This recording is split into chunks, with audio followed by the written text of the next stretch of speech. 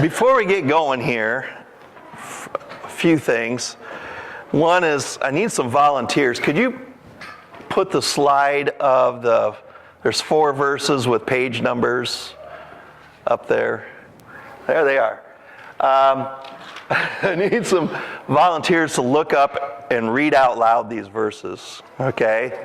So it's got to be volunteers, okay? Because so we got Ephesians 4, verses 2 and 3, and then verses 31 and 32, page 815 and 816. Would somebody want to take that? When I get to the appropriate time, I'll say, okay, Joan, you're going to read that. Maybe I should write this down. Joan's reading it. All right, you'll remind me. It doesn't matter. And then the next one is Colossians 3, verses 12 through 15. Is that Cheryl? Okay. And then Galatians 5, 22 through 23, gifts of the Spirit. Susan? And then the last one is Philippians 2, 1 through 4. And thank you, Sam. All right, appreciate that. So we are wrapping up our Relationship Sanity series. Around about February-ish, I like to do a series on relationships and having good, healthy relationships. You know, one of our core values or one of our objectives as a church is relationship. It's loving one another. It's building good, strong, healthy relationships. Our objectives spell the word of hope, okay, W-O-R-D. So W is for worship. O is for, I haven't had the banners up for a while. I need a volunteer to put the banners up. It's inside the bulletin. O is for outreach. That's loving our neighbors. Relationship is R, loving one another. And D is discipleship. And remember, I've been talking about discipleship, and this is kind of a year to be talking about it and moving in it. A couple of years ago, we expanded our sanctuary. Last year, we expanded our disciple-making capacity, meaning we started Celebrate Recovery, we started growth groups, we hired Liz, and she's doing an amazing job, as everybody knew she would. And just remember what a disciple is, okay? A disciple is somebody who is following Jesus, okay? JC, Jesus Christ, he's following Jesus and his ways. But it's not just that. It's somebody who is cooperating with Jesus to be changed from the inside out, okay?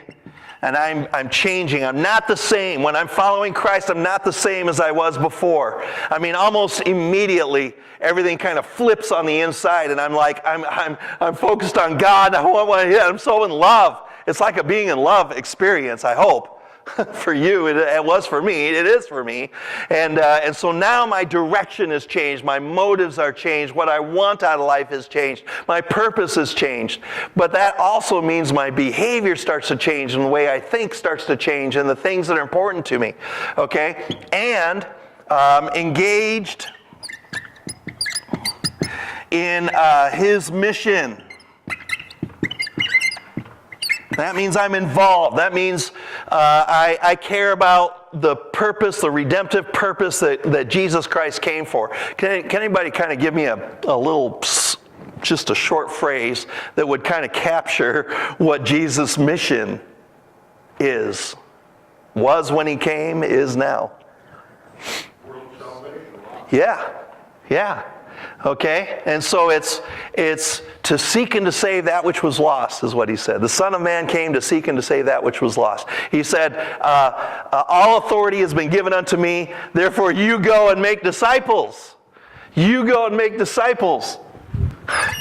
Okay, and so that's what we're working on this year. Is learning that we are all disciples. If you're a follower of Jesus, now you're a disciple. You're a follower of Christ. You're following Jesus, you're being changed, and you're engaged in his mission to make disciples who make disciples who make disciples. Okay? And so all of us, no matter how God has designed you like your temperament. You might feel like, oh, I can't make disciples. It's like, Pastor Scott, you make the disciples. You're up there preaching the word. That's how we do that. It's like, oh, no. So it's just, if you can be a friend to somebody, you can make a disciple. Think about it.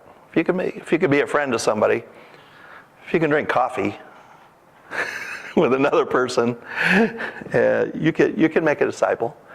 Because that's what it is. It's life on life sharing. And so in our discipleship, in our spiritual growth, we want to have healthy relationships. It really does. It comes down to relationships. I see that all in here. Let's put a great big R over this. Relationships is all involved.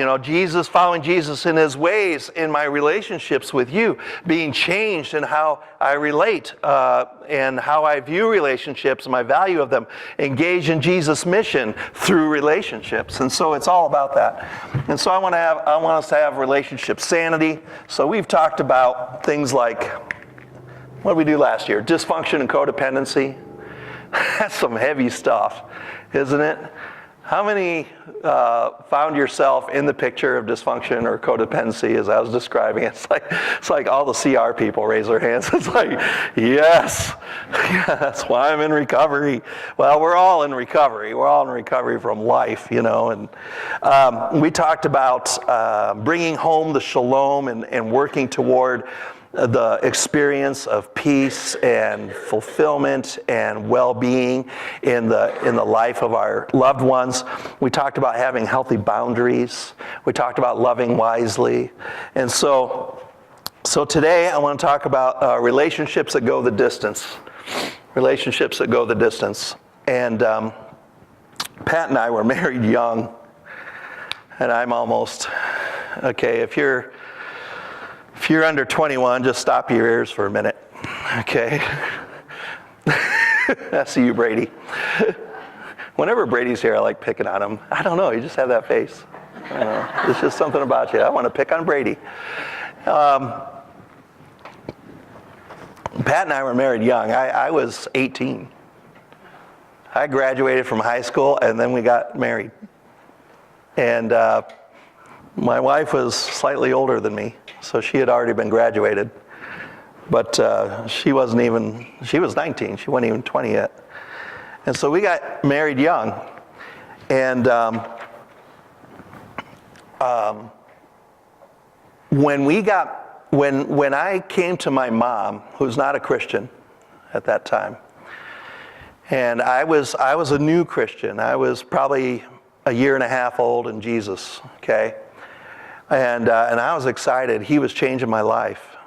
And I was eating the Bible. I mean, I was just consuming it, taking it in and praying. And I was seeing God answer my prayers. I was sharing Christ with everybody I could find. I was making a nuisance of myself almost. And I felt like I kind of went through this time. It's like, I wonder what it'd be like to be married to Pat. And I sat down with my mom. And I said, well, I'm wondering, what would it be like to be married to Pat? And she could see the writing on the wall. We were joined at the hip, and all this. And I expected her to go into this whole litany of why that's a bad idea. And don't you know all the statistics, which are true, 75% of young marriages are going to end before 5 years, within 5 years. The stats were really bad at that time. I don't know if they've changed any. And how will you guys even survive? Her question, and she didn't bring any of that up. She sat down and helped me form a budget. Because my mom worked at a bank, She says, let's figure out a budget. And I think she might have been trying to use that to say, you got a good head on your shoulders, and can't you see that you can't afford this? And all I could see through my rose-colored glasses is like, this is happening. This is exciting. God's going to provide, and He did. When we got married on July 10th, 1982, it rained. and the roof was leaking in the church. And we had set up the receiving line kind of in this hallway that they had outside the sanctuary, and it started to drip on us. And we had to move the receiving line to somewhere else and put buckets down. And my friend had taken whipped cream or shaving cream and wrote across the back of our Mercury Bobcat on the back window, the hatchback window, whipped. I thought, great friend. He was the pastor's son. He was writing whipped. And it's draining off and stuff. And the next day we got in that little Bobcat. We had loaded it down with camping gear because my big honeymoon thing was I was going to take her to Myrtle Beach, South Carolina. And we were going to camp on the beach. And so we loaded that thing down, and we got 1 mile away. Because from my dad's house down to the stop sign is 1 mile. We got 1 mile away, and there was Limburger cheese fumes filling up the entire inside of the car. One of my dad's fireman friends figured out how to unlock it and open up the hood and put Limburger cheese on the exhaust manifold. And so, I was so mad. We had to go back and spray that thing down, and we smelled that Limburger for 6 months at least, and it's disgusting. So we were blessed. We had all kinds of blessings. But God's been with us, and there's been some times in our relationship that I didn't think we'd really make it. There was a time in our relationship where we actually went. I didn't know where to go, but I was going to divorce her, and we went to the courthouse, and we sat there, and so let's just get the paperwork and let's just be done. And both of us in that moment, it's kind of like God spoke to us, and we both kind of softened our hearts a little bit, and especially mine, because I needed to. And said, this isn't the answer. We need to figure out something else. Our youth pastor did our wedding, and he did our premarital counseling because we were in the youth group. And he said to us some wise piece of advice that we violated. Like that day, we violated it. Never use the D word. Never use the D word in your marriage, about your marriage to your spouse, in regard to your spouse. Never use the D word. And he wasn't speaking death, which I took to mean you could threaten to kill him, just don't threaten to divorce him. And I think because Jesus was at the center of our relationship, of our own hearts, that came first. We came to Jesus first. And then we came together, and that first priority of Jesus is first in my heart, and my life, and my mind, and my purpose. I think that got us through a lot of times where, that's kept us together. And so relationships that go the long haul, I think really need to have a common purpose, need to have Jesus, need to have the power of the Spirit inside them. This last weekend, this last week on Thursday night, Pat and I went to a marriage workshop. Some of you went to the Newsboys concert, I know. How many went to the Newsboys concert? Anybody? Good job, Sam. I would have gone, but I had to do this other thing. And so, but we went to this marriage workshop, and I was asked to be a teacher. This is the first time I'd ever been asked or invited to do like a workshop for another organization. And we were talking about communication and marriage. And one of the other speakers, another counselor in town, reminded me of a researcher named John Gottman, Gottman. And he is like America's renowned researcher. He's a psychologist and a faculty member, a professor and a researcher on relationships. And so he is like the premier researcher on marriage relationships and what makes them work and what causes their demise. And he has this thing, he says there are 4 destructive behaviors that I can, if I see those in some kind of quantity in a relationship, I can predict with 90% accuracy that relationship will end. Okay? And those 4 qualities are so destructive, he calls them the 4 horsemen of the apocalypse. Because they are harbingers of the demise of a relationship. And I think it's ironic because John Gottman is a Jew, and the 4 horsemen of the apocalypse comes out of the New Testament and Revelation. Okay, whatever. That's just my own personal, that's ironic. Let me do this. And so what are those? What are those things that he can predict with 90% accuracy that a relationship come to an end? And I think they're going to be up here. But the first one is criticism. Criticism is I forgot my other paper, or did I? Let's see, here it is. It's attacking your partner's personality or character.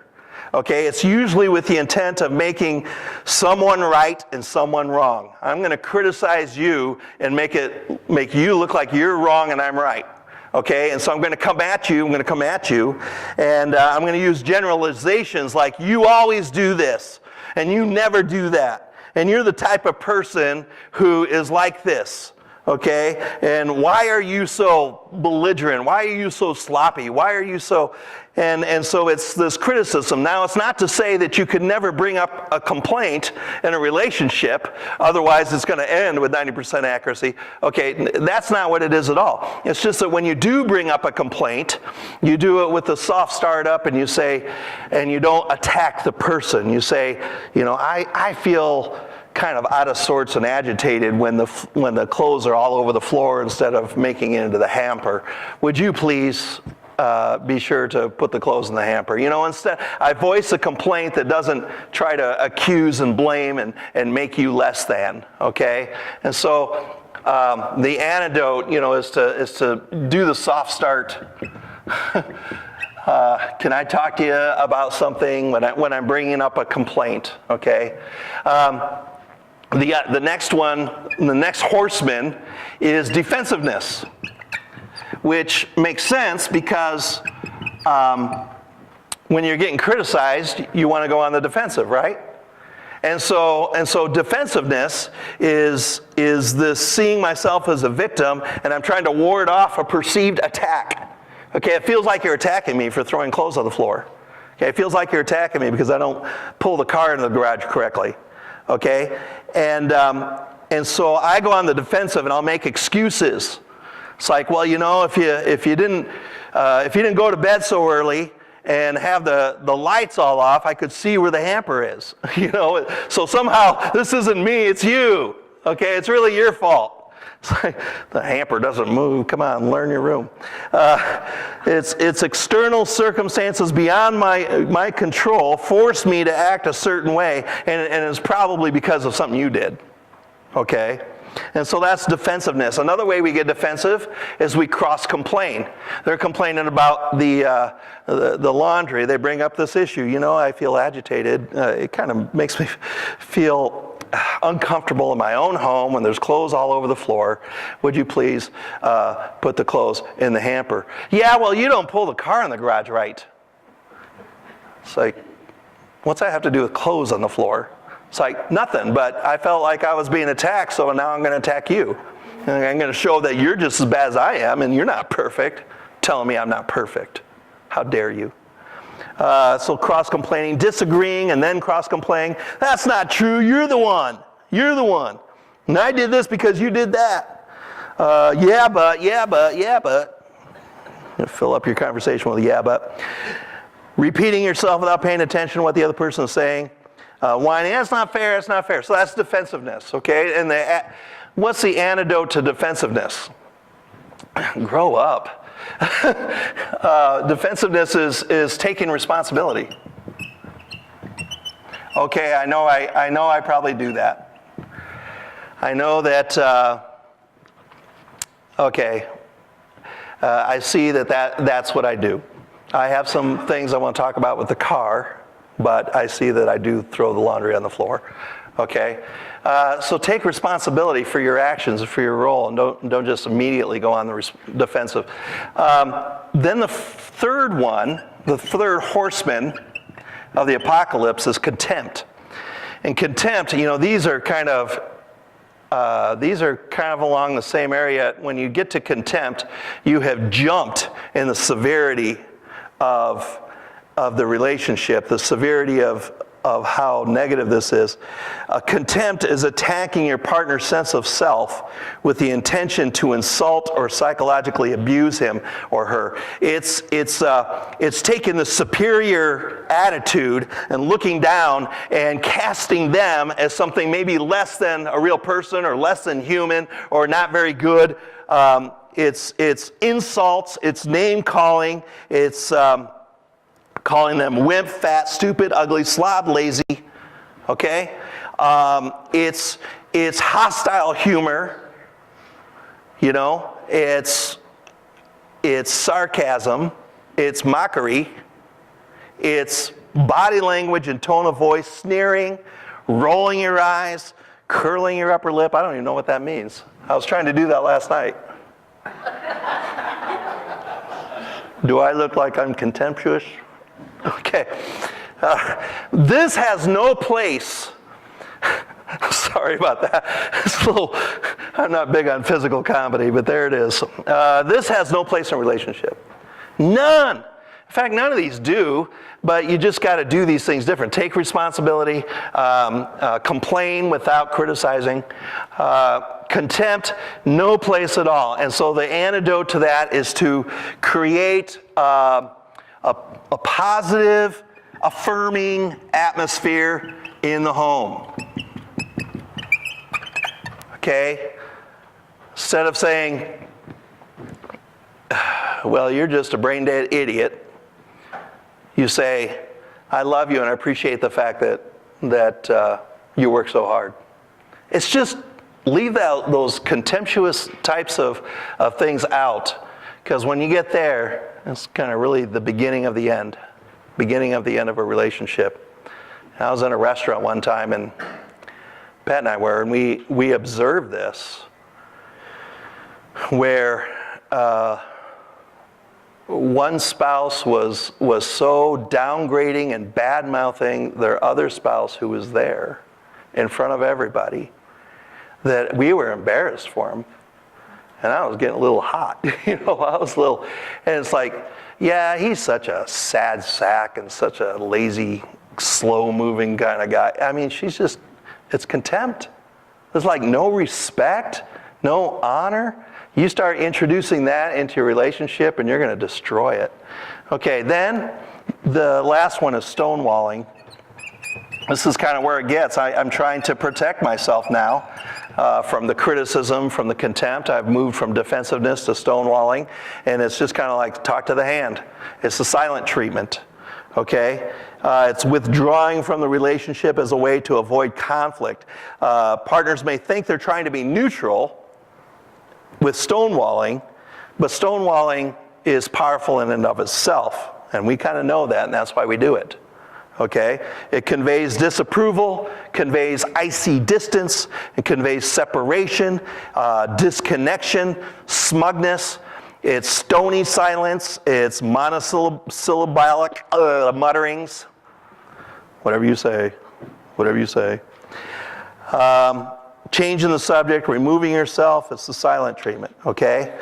The remedy for that, and this is just kind of a real practical one. It's like, don't go into stonewalling, just take a break. Soothe yourself, which means calm yourself down and pray to God, God help me, and then re-enter and say, can we try again? Can we talk again? And so I put these up here because I look at these and I see that they all have something in common. But before we get into that, let's look at these verses. I did a little Bible study, and in Paul's pastoral epistles, What are those? Okay, those are those little short letters that he wrote to towns, like Ephesians, Galatians, Ephesians, Philippians, Colossians, and some others. Those are regarded pastoral epistles because he's writing to these churches and he's kind of pastoring them. He's trying to teach them how to get along, how to interact, and about their faith. Okay? And so he's teaching them about relationships, and he's telling them, get rid of this and start doing this. And so let's listen to some of these. Let me see. How can we do this? I need like 10 feet of marker board today. Okay, we're going to do this kind of squatty. Okay, Ephesians 4, 2 through 3, 31 and 32. I think that's Joan. Yeah, everybody ready? Okay, speak loud. Be completely humble and gentle.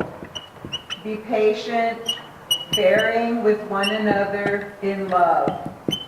Make every effort to keep the unity of the Spirit through the bond of peace. All right. Be completely humble, gentle, patient, forbearing with one another in love. Keep making every effort to keep the unity through the bond of love, through the bond of peace. Right? Mm-hmm. Okay, very good. Thank you, Joan. And then the next one then is Colossians 3, 12 through 15. Another Ephesians. Oh, you got another Ephesians. Okay, let's go on. Get rid of all bitterness, rage and anger, brawling and slander, along with every form of malice. Be kind and compassionate to one another, forgiving each other, just as in Christ God forgave you. I don't know if I got them all, but here we go. Okay, I don't know if you can see those, but get rid of all these kinds of hostile, violent, aggressive kind of things: bitter, rage, anger, slander, brawling, every kind of malice. Okay, and be kind, be compassionate, and forgive. Does that get it? Okay, and then we have Colossians with Cheryl 3.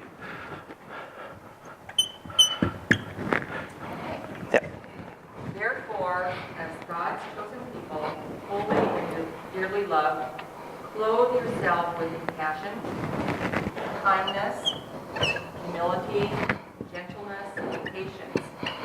Bear with each other, forgive one another if any of you has a grievance against someone. Forgive as the Lord forgave you. And over all these virtues put on love, which binds them all together in perfect unity. Let the peace of Christ rule in your hearts, since as members of one body you were called to peace, and be thankful. I'm going to put that here. Be thankful, and that is kind of a counteraction to all these negative things. But you see how similar these lists are, okay? And then thank you, Cheryl. And then Galatians.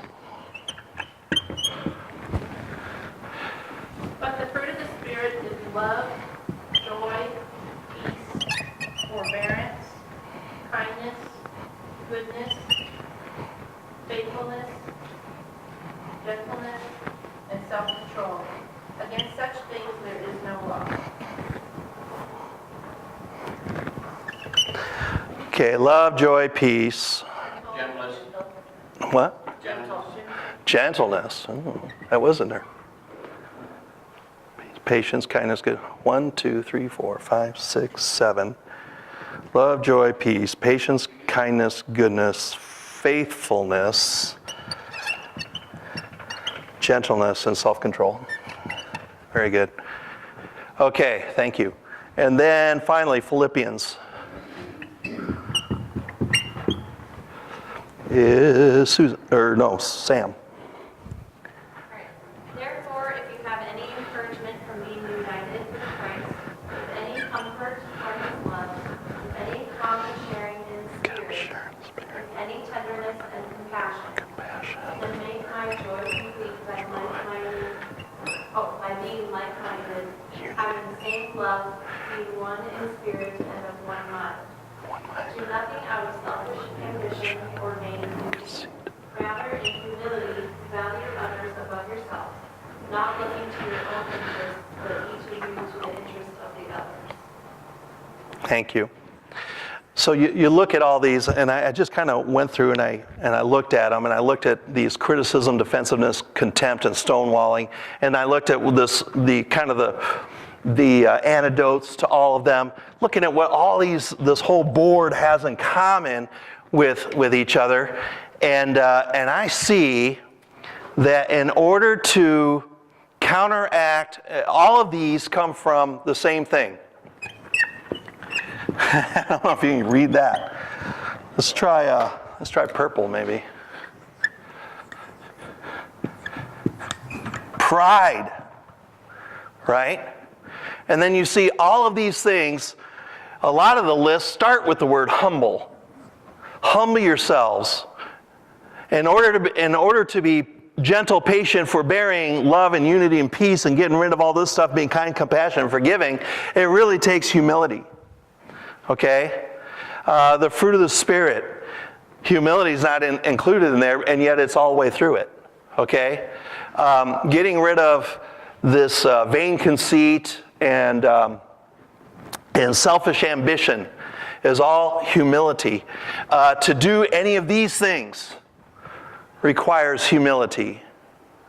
And I see the biggest key to a relationship that goes the distance. It starts with giving your life to Jesus, but even that requires humility.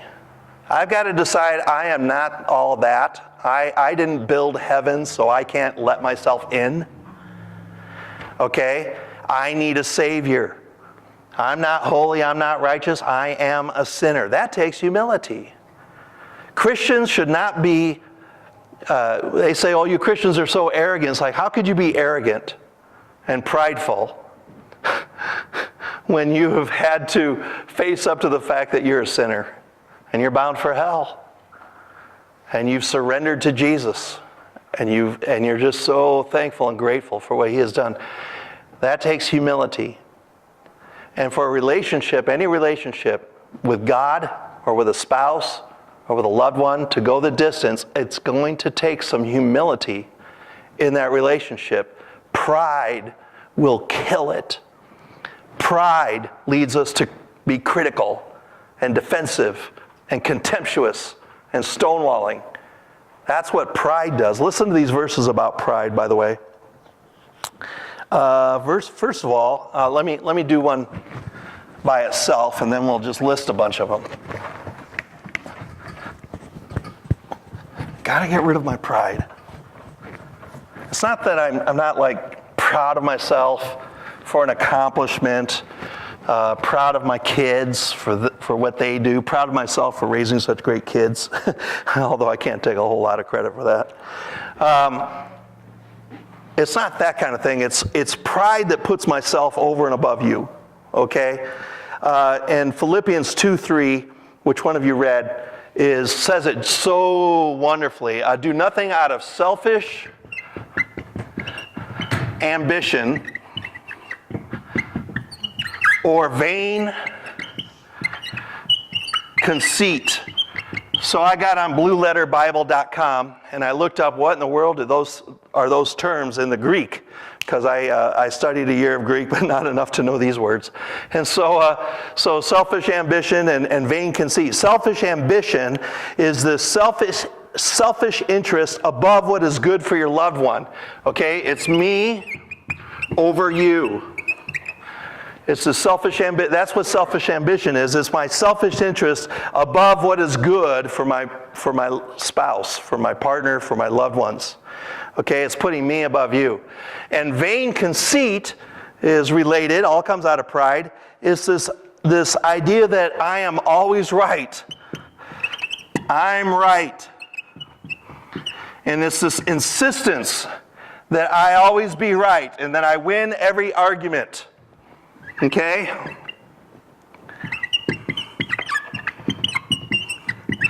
And if you push back, then I'll keep pushing. And we can discuss this for 2 hours until you finally get tired and give up and say, okay, you're right.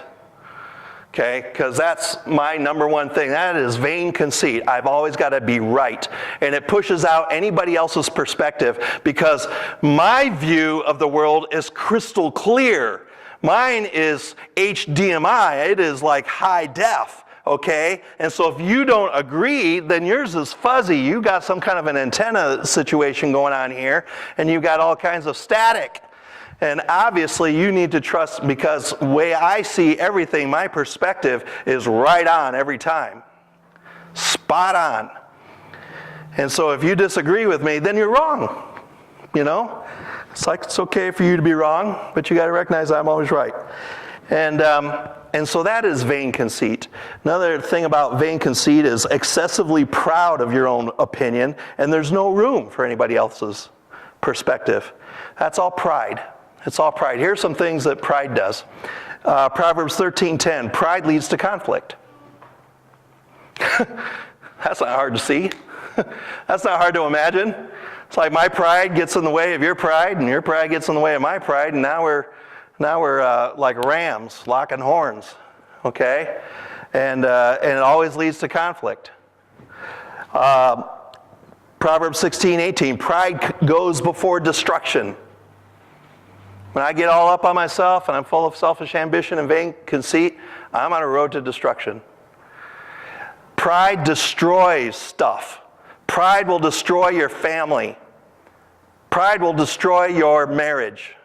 Pride will destroy your love relationship.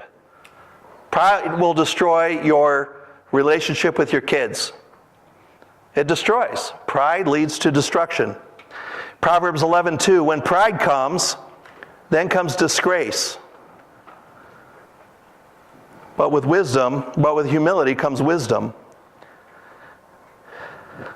Pride not only leads to conflict and destruction, but also disgrace. Proverbs 29:23 says, one's pride will bring him low. Pride cometh before the fall, you've heard. Okay? James 4:6 says, God opposes the proud, but gives grace to the humble. This one is kind of scary. It's like all these prideful people, God is actively working against them. He opposes them. It's like, where's the room for human pride? There is none. And God works against the prideful. And it's like, that is a scary place to be. Having God work against me? No wonder it leads to destruction. But he gives grace to the humble. James 3:16, where jealousy and selfish ambition exist, here's selfish ambition again, there will be disorder and every evil practice. Where it's just all about me and I'm always right, always. There's just going to be chaos. It's just going to be chaos. And every evil practice. When pride comes in, then any kind of sin is permitted. Humility, and so those are the things about pride and how destructive it is. But what is humility like? Let me give you several statements that humility says, and this is how we're going to close it out. Humility says, I focus on you. Okay, it's not just about me over you. I'm focusing on you. Humility says, I take you into consideration, and my focus is on you, and I want what's best for you. And it's not all about me, and how can I get you to bend to my will, and how can I get you to operate for my purposes. I'm focused on you. What is it like to be you?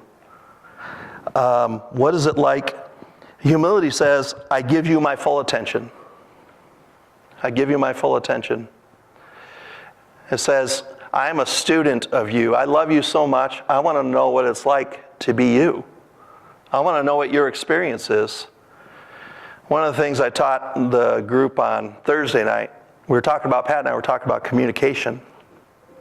And I said, communication is not just talking and listening. Okay? Communication is trying to get inside your loved one's experience. trying to figure out what's it like to be them and what's it like to be married to me. What's it like for them to be married to me or to be in relationship to me? It's asking what's it like for other people to be around me? What's it like to be on the other side of me is a good way. And so humility says, I give you my full attention. I don't just ask, what's it like for me to be around you? You know, and how are you affecting me? And how are you affecting my experience? That's pride. Humility says, I'm patient. Remember all those things, patient was up here a lot. The fruit of the Spirit involves patience. That takes humility. Pride says, I'm impatient because you got to get it done in my timing. Humility says, I seek to understand you before being understood by you. That's that being a student of your spouse. And what is it like to be in your shoes? I want to understand you before. In fact, humility says, before I insist upon you getting my point and understanding me, I insist that I understand your point and I understand you and how you feel about it. Humility says, I listen with my ears, my eyes, and an open heart. I'm listening to what you say. I'm watching how you are with it, and I have an open heart. That's how I listen. Humility says, I assume the best about you. Things like criticism, defensiveness, contempt, and stonewalling, all of those assume the worst about my partner. You have it in for me, or you're a bad person, or you're morally defective, or you're brain dead, or something, you know, and you're lesser than. And so it's assuming the worst of this person that you say you loved, that you love. Humility says, I assume the best. Humility says, I ask God to change me instead of trying to change you. You know, we recognize that in Celebrate Recovery because we talk about the steps of recovery, the 12 steps, and we also have the PIP principles, and they include this idea that I take a hard look at my character defects and I submit myself to God to change, to remove these character defects and to change me. Okay? And so I ask God, I look at myself, I don't do an inventory of all your character defects and weaknesses, I do my own. And then I submit them to God and I submit to His process of changing me. So I ask God to change me instead of me trying to change you and to get you to form around me. Okay? Humility says, I respect your feelings regardless of whether they make sense to me. Now, so I've heard a lot of people give lip service to this. Well, I respect your feelings. Sure, I respect your feelings. But in the same breath, it's almost like that they say, but they're stupid. I respect your feelings, but they're based on fiction. I respect your feelings, but they're not based on reality. Okay? Sure, you can feel that way, but you're wrong. It's like, that is not respecting their feelings. Respecting somebody's feelings says, well, no wonder you feel that way. You know, if you feel like I had it in for you or something, I could see where you felt that way. Or no wonder you felt abandoned. I didn't mean to make you feel abandoned, but I could see why you would feel that way, and I'm sorry. I'm sorry for ditching you. And so I respect your feelings regardless of whether they make sense to me.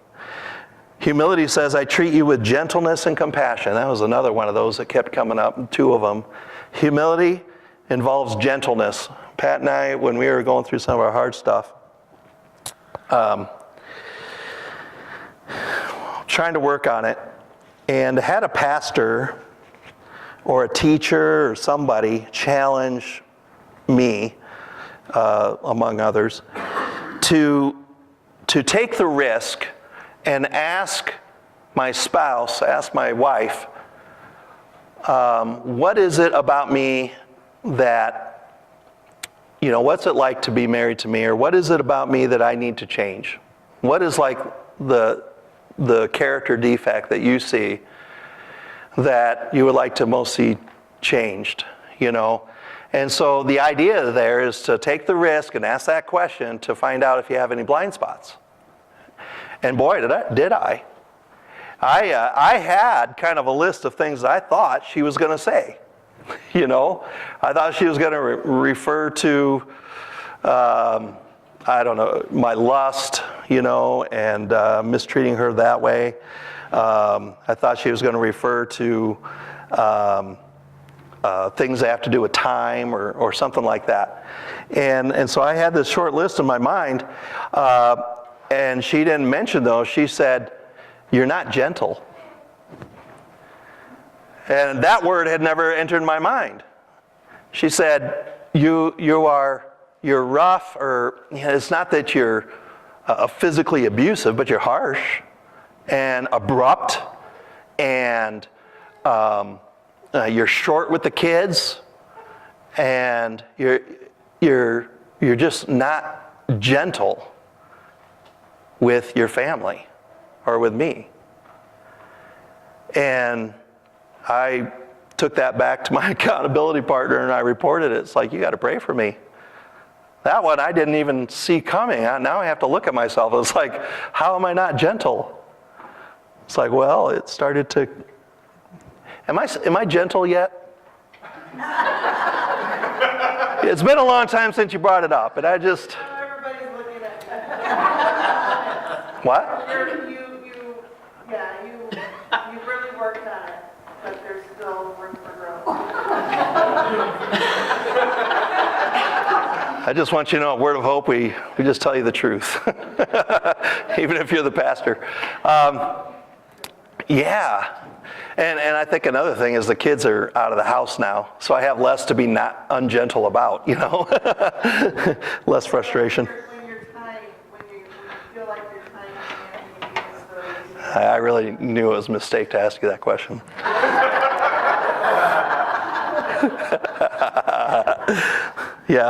Yeah, I can see that when time gets short. So humility says, I will treat you with gentleness and compassion.